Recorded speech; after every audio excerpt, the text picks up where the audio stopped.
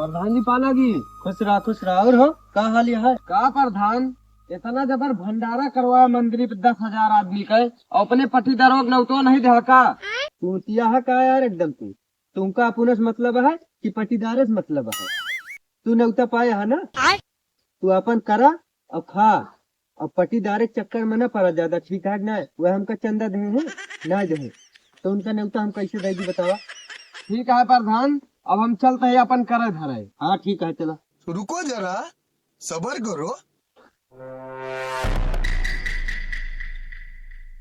का पट्टीदार हाँ भैया, मंदिरिये पे इतना जबर भंडारा करवाए है प्रधान, नौतो तो है नहीं दे का भैया।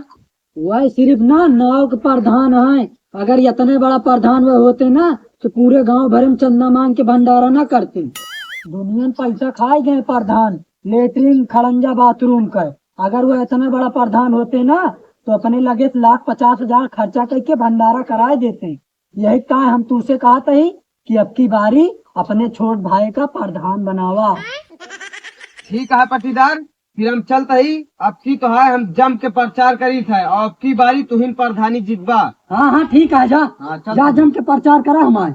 अब की बार हमारी जीती जो नहीं।